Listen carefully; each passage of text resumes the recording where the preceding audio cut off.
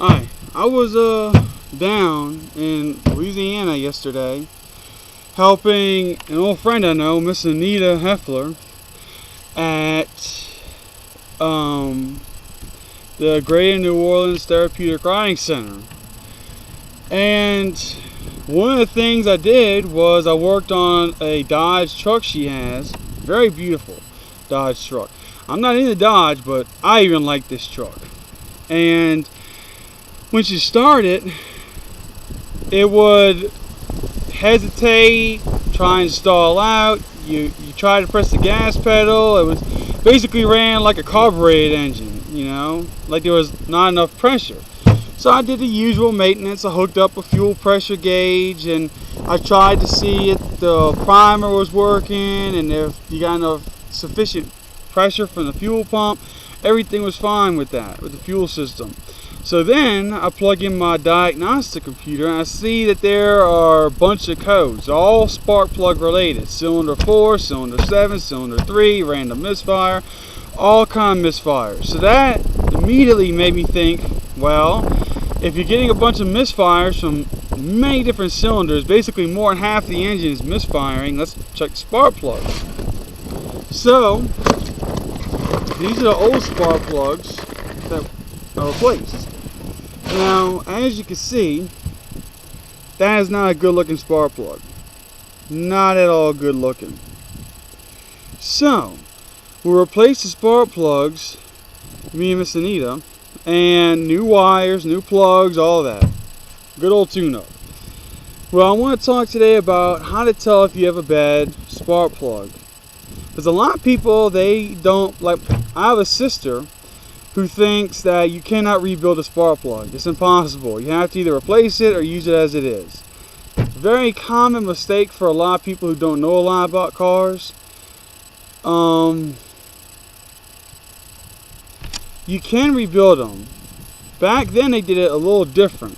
See, back then my dad was growing up in 1946, way back then. You took the spark plug out of the engine one at a time. You just drove to an auto parts store.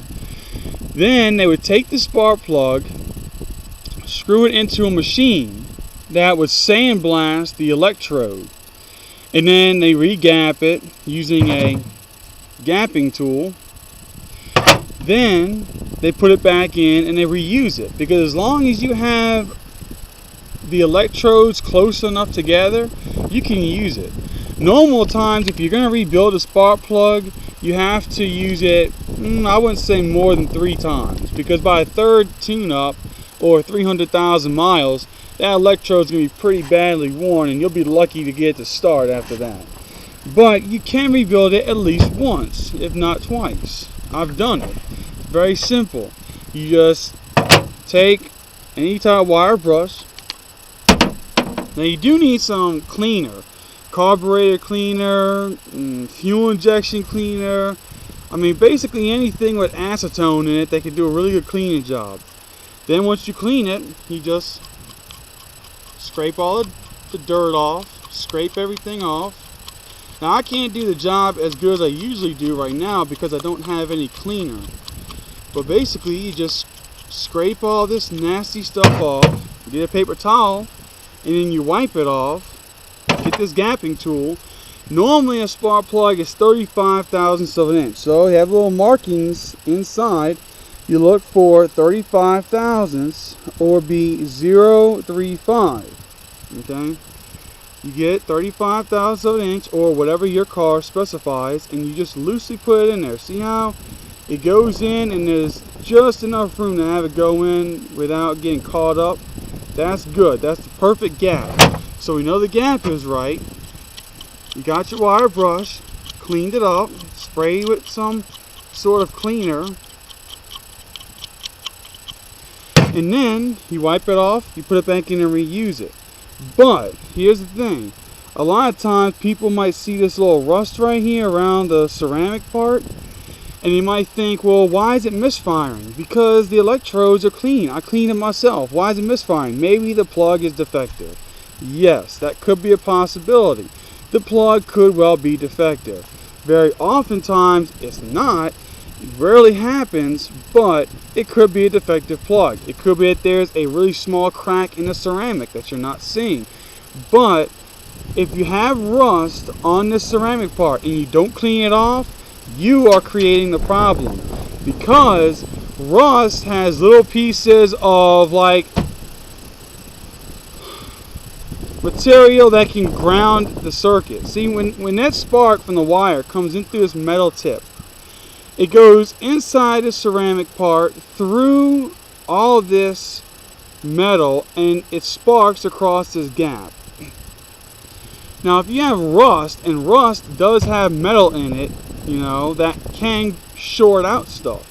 So this rust, what happens is the rust on the ceramic part, as the spark comes through, the electricity comes through this metal tip, the rust takes the electricity and basically bypasses this last little bit excuse me, right here, and it takes the electricity, and instead of bringing it way out here, it bypasses it and it sends it into this metal tip right here, sends it into this metal right here. So it goes from the tip, hits the rust, and goes and grounds off on this metal.